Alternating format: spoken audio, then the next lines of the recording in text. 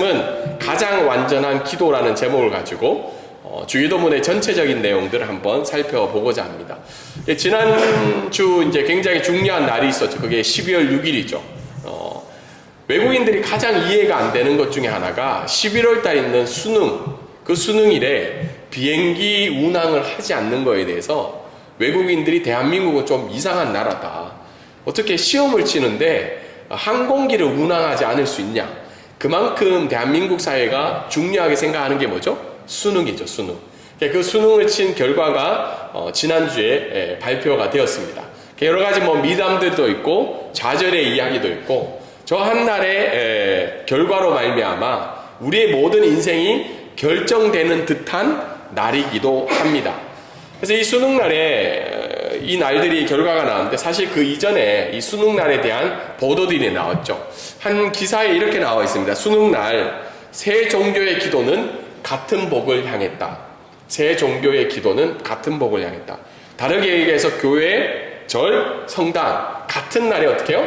같은 날에 같은 복을 향해서 기도하는 장면들이 언론에 비춰졌습니다. 사실 수능이 굉장한 중요한 날이죠. 우리의 자녀를 위해서 기도해야 되고 저희 가정도 이제 3명이 이렇게 예배를 드리는데 저희 집에도 고3이 한 명 있어요. 이제 태국에 온 지 14년이 되어서 만 한 3세 때 와가지고 이제 이 모든 학창 시절을 보내고 이제 대학을 준비하고 있죠. 저희도 부모가 되는 입장이다 보니까 거의 막 1년 동안은 스트레스가 많아요.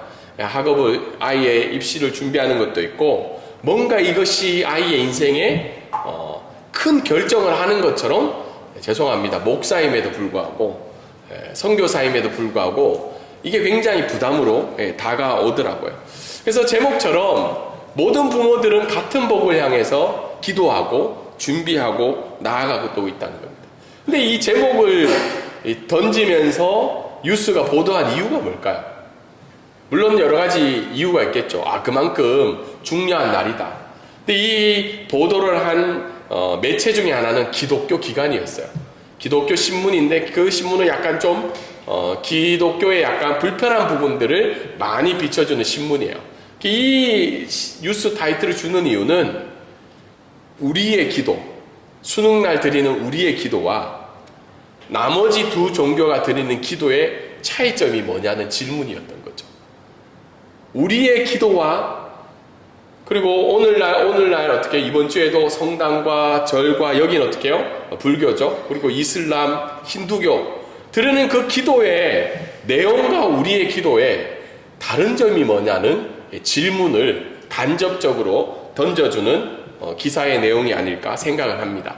그래서 오늘 본문 말씀은 하나님이 기뻐하시는 기도가 뭘까? 사람들이 너희들이 드리는 기도와 내가 드리는 기도가 뭐가 다르냐? 그러면 굳이 종교를 나눠서 이렇게 기도할 필요가 있냐는 질문을 던질 수 있죠. 그래서 오늘 읽었던 이 마태복음 6장 9절부터 13절 말씀은 하나님이 기뻐하시는 기도이기도 하며 우리가 잘 알고 있는 종교 개혁자인 마르틴 루터는 이 주기도문이 세상에서 가장 완전한 기도라고 별명을 붙여주기도 했습니다. 그래서 오늘 말씀을 통해서 물론 다음 주부터 이 하나하나씩 그 기도의 내용들을 깊이 우리가 생각하며 나아갈 텐데 오늘은 전체적으로 왜 주기도문이 우리에게 가장 완전한 기도이고 왜 필요한지를 오늘 말씀을 통해서 나눠보기를 원합니다. 저희 교회는 특별히 주기도문을 외우지는 않습니다. 보통 일반 교회에서는 주기도문을 교회 학교나 주일 학교에서 외우거나 참 이게 좋은 건지 나쁜 건지는 몰라도 축도를 할 수 없는 예배일 때 목사님이 계시지 않거나 아니면 수요 예배 때 주기도문을 보통 외우죠. 그래서 오늘 이 주기도문을 통해서 왜 주기도문이 가장 완전한 기도문인지 오늘 말씀을 통해서 우리가 한번 생각해보면 나아가기를 원합니다. 우리 첫 번째 말씀 한번 읽어볼까요? 시작! 주기도문은 가장 완전한 기도입니다. 오늘 9절부터 13절인데요. 우리가 2번 정도 같이 읽을 거예요. 오늘 이 9절부터 13절까지 좀 천천히 한번 이 말씀을 같이 한번 다 함께 읽어보도록 하겠습니다. 자, 시작! 그러므로 너희는 이렇게 기도하라. 하늘에 계신 우리 아버지여, 이름이 거룩히 여김을 받으시오며 나라가 임하옵시며 뜻이 하늘에서 이룬 것 같이 땅에서도 이루어지이다. 오늘 우리의 일용할 양식을 주시옵고 우리가 우리에게 죄 지은 자를 사하여 준 것 같이 우리 죄를 사하여 주시옵고 우리를 시험에 들게 하지 마시옵고 다만 악에서 구하시옵소서. 나라와 권세와 영광이 아버지께 영원히 있사옵나이다. 아멘. 주기도문을 우리에게 주신 이유는 9절에 있겠죠. 그러므로 너희는 이렇게 기도하라. 이 장면은 어떤 장면이었냐면 예수님이 어떻게 해요? 제자들과 함께 사역을 가던 중에 바로 앞에 중언부언을 하는 사람들을 바리새인과 사두개인들을 만난 거죠. 큰 길가에서 어떻게 해요? 중언부언 하는 사람들을 만나고 난 다음에 그리고 예수님이 어떻게 해요? 그 기도가 잘못됐다는 걸 이야기하시면서 제자들에게 이렇게 이야기합니다. 너희는 이렇게 기도하라. 사실 어떤 종교에서 어떤 신이 기도를 이렇게 하라고 얘기한 종교는 없어요. 많은 종교들은 자기들이 만들든지 아니면 포맷을 만들어서 함께 사용을 하지만 기독교에는 예수님이 직접 자기들의 제자들에게 이렇게 기도하라고 이야기하고 있죠. 왜 기도를 주신 이유는 여러 가지 학문들을 제가 어떤 책들과 연구를 해보니까 4가지로 이야기를 하고, 첫 번째는 우리는 무엇을 기도해야 될지 모르기 때문이죠. 제자들은 분명히 모세의 율법에 따라 기도의 내용들을 알았지만 그들이 알고 있는 기도는 어떻게 해요? 하나님이 기뻐하시는 기도이지도 않을 뿐더러 어떻게 기도해야 될지 안에 고민이 있었다는 겁니다. 여러분, 저희와 여러분의 이야기하면 저와 여러분은 혹시 무엇을 기도해야 될지 알고 기도할 때가 있는가요? 뭐 이렇게 자기 자책을 하면 좀 이상하게 들릴지도 모르겠지만 저도 아침에 눈을 뜨고 밤에 이렇게 있을 때 기도는 해야 된다는 마음이 있을 때가 있어요. 근데 기도의 뭐 분명한 제목, 예를 들어서 건강의 문제라든지 아니면 지금 내게 당장 당면한 문제라든지 아니면 수능처럼 이런 큰 일이 있을 때는 우리가 거기를 포커스를 맞춰서 기도를 해요. 그런데 그런 것들이 있지 않는 평범한 일상 속에서 우리가 무엇을 기도해야 될지 모를 때가 있다는 거예요. 제가 새벽에 이제 보통 4시나 뭐 4시 반쯤 눈을 떠요. 뭐 자동적으로. 그러면 기도를 해야 되는데 무엇을 기도를 해야 될까를 고민할 때가 적지 않아 있어요. 그래서 그 시간이 좀 놓치면 어디로 가게 되나요? 네, 뭐 목사님이니까 좀 특별한 거 할 것 같죠? 네, 핸드폰을 켜죠. 그리고 자동적으로 뭘 봐요? 네, 설교 말씀 듣는 게 아니고 뉴스를 보거나 유튜브를 볼 때도 있어요. 왜냐하면 그 짧은 시간에 놓쳐버리기 때문에. 그래서 주기도문을 주신 이유는 무엇을 기도해야 될지 모르기 때문에 2번과 연관해서 하나님께서 기뻐하시는 올바른 기도를 무엇을 해야 될지를 모르기 때문에 예수님의 제자들에게 이렇게 기도하라고 이야기했던 겁니다. 그리고 세 번째는 단순한 기도이지만 굉장히 우리가 오랫동안 외웠던 기도이지만 이 기도 안에 어떻게 해요? 모든 내용들이 하나님이 기뻐하시는 내용으로 가득 찼기 때문이라고 합니다. 첫 번째는 뭐죠? 하나님하고의 관계죠. 우리가 기도의 시작이 어떻게 하고 있나요? 하늘에 계신 우리 아버지요. 하나님하고의 관계가 나타나 있다는 거예요. 아버지라는 관계. 하늘에 계신 아버지. 그리고 일상의 필요를 구하고 있죠. 우리에게 일용할 양식을 달라는 기도. 그리고 용서와 보호가 되어 있죠. 거기에는 뭐가 나와 있나요? 우리 죄를 용서해 달라는 거죠. 이 기도할 때마다 우리 삶을 뒤돌아볼 수 있는 거죠. 네 번째는 뭐죠? 하나님의 세심한 사랑. 앞에서 설명을 드린 것처럼 어떤 종교에도 기도를 이렇게 하라고 이야기한 종교가 없어요. 예수님이 그분의 마음으로 이 기도를 주신 이유는 하나님의 세심한 사랑이 이 기도문 가운데는 나타나고 있죠. 우리가 자녀를 키웠을 때 어떻게 해요? 뭘 잘 못할 때, 암송을 못할 때, 이해를 못할 때 어떻게 해요? 불러서 이렇게 하라고 이야기를 하는 것처럼 하나님의 세심한 사랑이 나타나고 있습니다. 그리고 이 주기도문의 내용들을 잠깐 살펴보면 6가지의 내용이 큽니다. 첫 번째는 당신, 그러니까 하나님이라는 당신으로 시작하는 3개의 간구가 있고 우리로 시작하는 3개의 간구가 있습니다.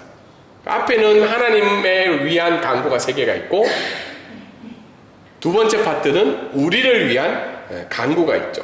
여기에는 앞에 설명한 것처럼 하나님과의 친밀한 대화가 있고 우리의 전 삶을 포함하고 있죠. 가끔 신앙생활을 할 때 2가지 형태로 많이 나타나요. 하나는 하나님의 일만 너무 구하는 신앙생활이 있어요. 하나님의 일. 예전에 교회가 우리의 전부였던 때가 있죠. 이 말은 좋은 부분이 많아요. 그런데 한편으로 어떻게 해요? 교회 이외의 일들은 우리의 관심사의 바퀴의 일들이었죠. 가정이나 내 직장의 일이나. 근데 요즘은 어떻게 해요? 교회가 전부가 아닌 시대가 됐죠. 그래서 하늘의 일들을 구하는 것보다는 어떻게 해요? 땅의 일들을 구하는 쪽으로 많이 가죠. 우리의 신앙의 형태들이 하늘의 일을 구하는 사람과 땅의 일을 구하는 사람으로 나눠질 때가 많아요. 그래서 교회 안에 2 그룹으로 나눠져서 늘 불편함과 긴장감이 있을 때가 많죠. 그런데 이 주기도문은 하늘의 일과 땅의 일들을 나누지 않는다는 거예요. 그 모든 일들이 어떻게 해요? 하나님 앞에 간구해야 되는 일로 주기도문은 우리에게 알려주고 있습니다. 그리고 주기도문의 내용은 공동체의 기도라는 겁니다. 뒤에서도 제가 잠깐 설명을 드리겠지만 특히 이 시대의 종교가 너무 개인주의화 돼가고 있다는 거예요. 나와 하나님과의 1대1의 관계만 나타나고 있다는 거예요. 그런데 주기도문은 어떻게 해요? 공동체의 기도문이 나타나고 있죠. 오늘날 세상이 많이 지칭하는 것 중에 그 공동체가 교회 안의 공동체일 수도 있고 우리 사회의 공동체일 수도 있는데 우리가 어떻게 너무 사회 공동체와 관련이 없는 것처럼 살아갈 때가 많기 때문에 이 세상이 좀 불편해하는 부분들이 있죠. 그리고 주기도문을 통해서 우리가 또 알 수 있는 것은, 적용해 볼 것은 이 시대는 기도가 어려운 시대라는 거예요. 기도가 어려운 시대. 제가 한번 질문을 드려볼게요. 찬송을 부르는 것, 성경을 읽는 것, 기도하는 것. 기도는 식사기도 제외예요. 우리가 식사할 때 하는 기도 말고 개인적으로 기도하는 거예요. 이 3가지 중에 가장 어려운 게 뭐세요? 아니면 쉬운 걸로 먼저 할게요. 가장 쉬운 게 뭘까요? 찬송이 있죠. 찬양. 물론 우리가 찬양이 곡조 있는 기도라고 하지만 찬양이 그래도 가장 하기가 편해요. 가장 어려운 게 뭘까요? 제가 이 질문을 제가 학교에서 교수 사역을 하고 있는데 태국 신학생한테 물었어요. 이 3개 중에 뭐가 힘드냐? 태국 사람들도 찬양을 엄청 좋아해요. 찬양은 막 3, 40분, 1시간 불러요. 근데 기도하자 하면 2분, 3분, 5분 하면 힘들어요. 저희 학교 학생들 보면. 동일하게 저희들도 보면 여러분 가운데 하나님과 독대하며 간절한 마음으로 정말 깊이 기도한 때가 언제였던가. 성경은 교회에 와서도 읽을 수 있고 또 우리가 큐티라는 걸 가지고 말씀을 나눌 수 있는데 정말 기도가 어렵거나 포기한 시대가 이 시대가 아닐까 생각하게 됩니다. 그 이유가 뭘까? 여러 가지 학자들이 이야기하고 제 경험도 짚어보면 하나님에 관해 막연히 알고 있기 때문인 게 가장 중요한 이유라고 합니다. 하나님에 대해서 알아요. 하나님이 신실하시고 사랑이 많으시고 하나님이 어떤 분인지를 알지만 그 하나님이 내가 막연하게 알고 있다는 거예요. 우리가 주변에 이렇게 관계들을 이렇게 생각해보면 친구 관계, 알고 있는 사이들이 있죠. 여러분 어떤 사람들하고 전화를 해서 차를 마시고 이야기를 나누나요? 여러분 폰에 저장된 사람들이 한 몇 명쯤 되시나요? 저도 이렇게 카톡에 보면 한 1000명이 넘어가는 것 같아요. 근데 그 중에 막연하게 알고 있는 사람들하고 우리가 대화를 하나요, 안 하나요? 안 하죠. 정말 잘 알고 있거나 친밀한 관계거나 관계가 정말 정확한 관계들은 우리가 애를 써서 대화를 나누죠. 만나고. 근데 대부분의 관계는 막연하기 때문에 연락을 하지 않는다는 겁니다. 동일하게 우리가 기도하지 못하는 이유가 바빠서 못할 수도 있지만 내가 오늘도 예배 드리는 그 하나님에 대해서 분명히 알고 있냐는 거예요. 오늘 지난주도 그 하나님과 분명한 경험이 있냐는 겁니다. 그 두 번째는 기도가 중언부언한다는 거죠. 다르게 여기서 어떤 실제적인 하나님과의 만남과 경험과 고백과 뜻을 알아서 기도하는 게 아니라 기도를 해야 되기 때문에 기도할 때가 많다는 겁니다. 그리고 소망이 없는 기도. 여러분 기도하시면서 이 일이 하나님 앞에서 이루어질 것을 소망하면서 기도하시나요? 죄송합니다. 오늘 뭐 이렇게 여행 왔는데 웬 잘 모르는 목사님이 왜 저렇게 설교를 하지 설명할 수 있어요. 근데 저도 기도할 때 소망이 없이 기도할 때가 있다는 거예요. 오늘 앞에 제가 뭐 찬양 인도하기 전에 기도하고 헌금할 때도 기도했는데 정말 그 기도 가운데 하나님 앞에 드리는 참된 소망이 있냐는 겁니다. 그래서 마틴 루터가 이렇게 이야기해요. 우리가 주기도문을 어쨌든 일주일에 한 번이나 뭐 여러 번 드릴 때도 있는데 주기도문이 가장 순교를 많이 당하는 기도라고 그래요. 왜 그럴까요? 주기도문을 하지만 그 기도에 소망이 없기 때문이죠. 그 안에 정말 내 마음과 정성을 다해서 기도하지 않고 그래서 순교를 당한다고 마르틴 루터는 그렇게 설명을 합니다. 제가 이걸 듣고 야 그렇구나. 이름은 많이 불리지만 그 내용은 많이 읽히지만 실제적으로는 우리의 마음과 많이 떨어져 있는 기도가 아닐까 생각합니다. 그리고 주기도문 기도가 가장 어려운 시대 중에 하나는 자기 주장이 너무 강한 거예요. 우리가 하나님 앞에 어떻게 해요? 하나님의 뜻을 이루기 위해서 우리가 기도가 가야 되는데 내 주장이 강하고 내 탐욕이 강하고 내 교만이 강하다 보니까 특별히 교만한 사람의 특징 중에 하나가 제가 이렇게 쭉 찾아보니까 공통된 특징이 기도하지 않는 사람이라고 해요. 자기 자신에 대한 확신이 많고 자기에 대한 분명함이 많은 사람들은 기도하기가 힘들대요. 왜냐하면 나의 연약함을 발견하기 힘들기 때문이죠. 그렇기 때문에 기도를 시작하려면 어떻게 해요? 내가 하나님 앞에 누구인가를 먼저 깨닫고 그 깨달음 앞에 하나님 앞에 실전적으로 무릎 꿇고 기도하는 것이 기도인데 거기까지 나가기 힘든 시대다 보니까 기도가 어려운 시대고 수학만 포기하는 시대가 아니라 기도를 포기하는 시대를 우리가 살고 있다는 겁니다. 그렇기 때문에 이 주기도문은 기도가 어렵고 포기한 시대 가운데 우리가 하나님 앞에 나아갈 수 있는 좋은 완전한 기도문이라고 성경학자들은 이야기를 하고 있습니다. 두 번째 말씀은 한번 읽어보겠습니다. 시작. 주기도문은 우리를 하나님과 대화의 자리로 나아가게 합니다.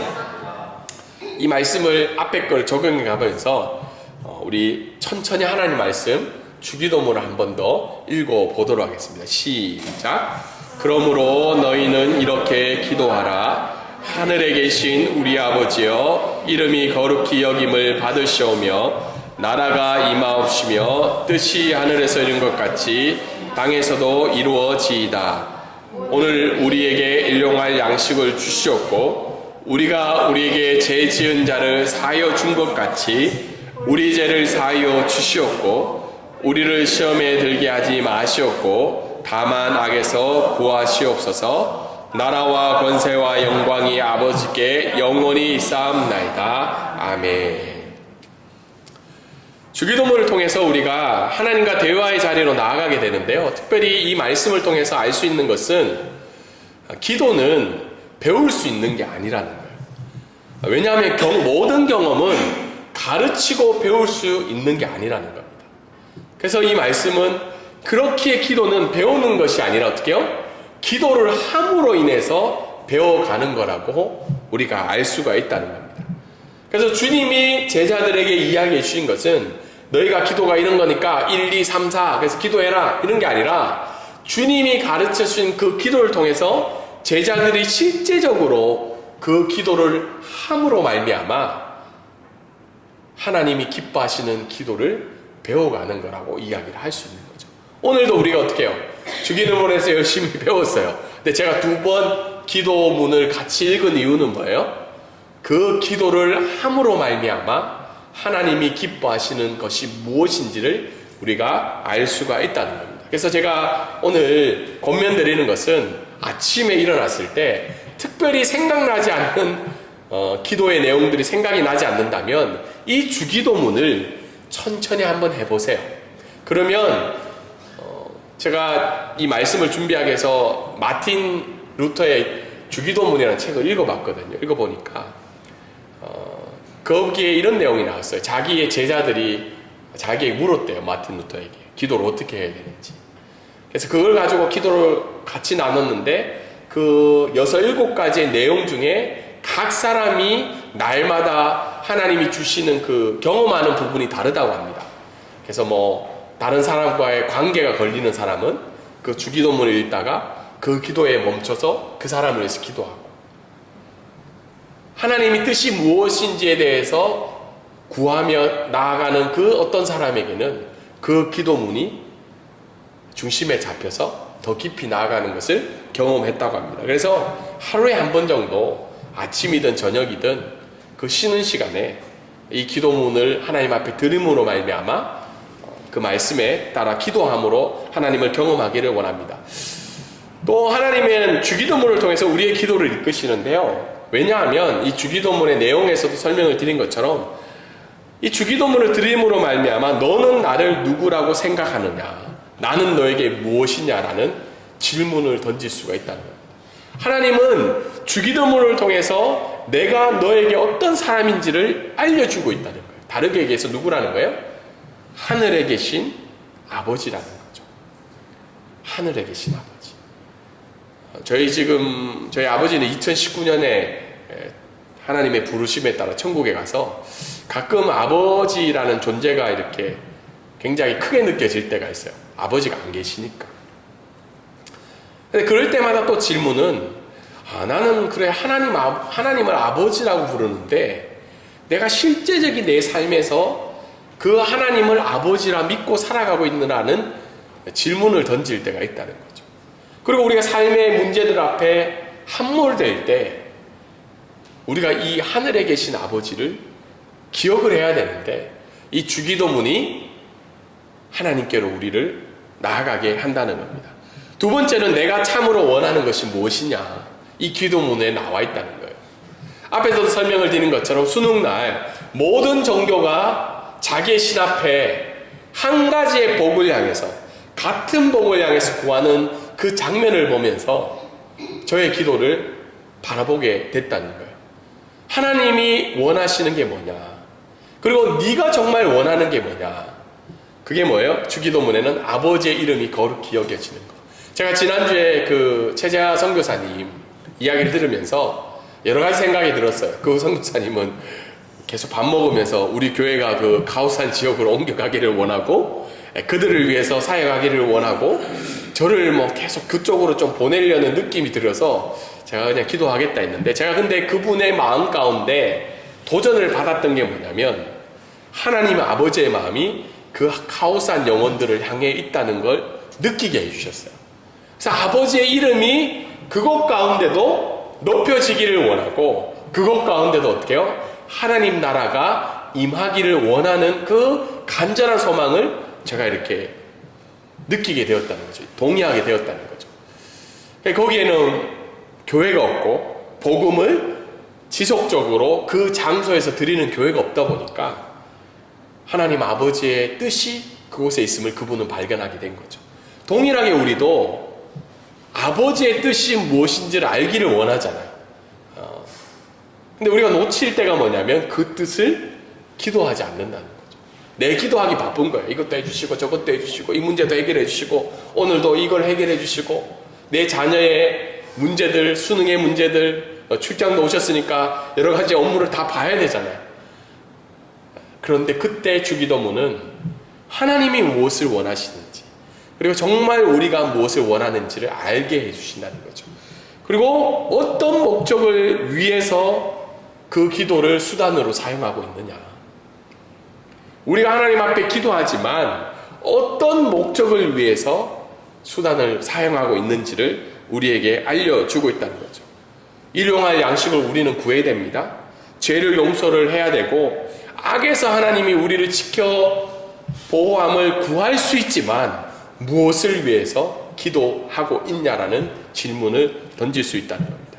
마지막으로 오늘 주기도문을 통해서 우리가 알 수 있는 것은 공동체를 세워가야 된다는 겁니다. 주기도문은 나의 기도가 아니라 우리의 기도라는 거예요. 여러분들이 오늘도 뭐 세 분이 오셨는데 여러분이 속한 공동체가 있고 교회가 있고 사회가 있을 거 아니에요. 근데 저는 참 저는 79년생이거든요. 다행히 MZ세대가 아니에요. 그래서 요즘 사회가 MZ세대에 대해서 엄청 뭐라 얘기를 많이 하잖아요. 그 세대도 참 안타까워요. 혹시 MZ세대 있으세요? 여기 오신 분 중에? 네, 없으시죠? 네, MZ세대 80년생부터예요. 네, MZ세대인데 MZ세대의 특징 중에 하나는 뭐예요? 개인주의화죠. 이게 좋은 면도 있고 안타까운 면도 있어요. 나쁜 것만은 아니에요.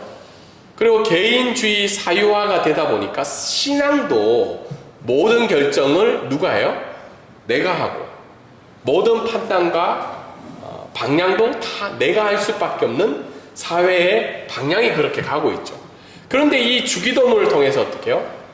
그 신앙의 사유화된 부분들이 공동체로 바뀌어질 수 있는 부분이 있어요.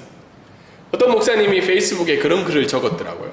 요즘은 개인의 신앙의 사유화가 너무 많이 일어나서 어떻게 해요? 교회를 오고 가고 하는 그 이유도 누가 결정하는 거예요?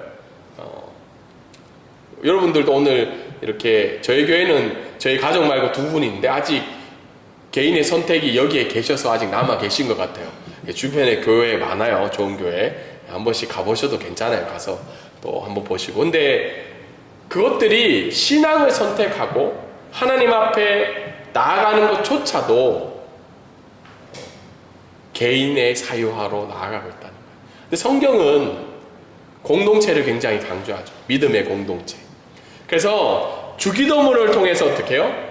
머무름의 영성으로 회복이 되어야 된다는 거예요. 이 말은 뭐 이상한 목사님 있고 교회가 이상해서 무조건 머무르라는 말이 아니고 때로는 어떻게 해요?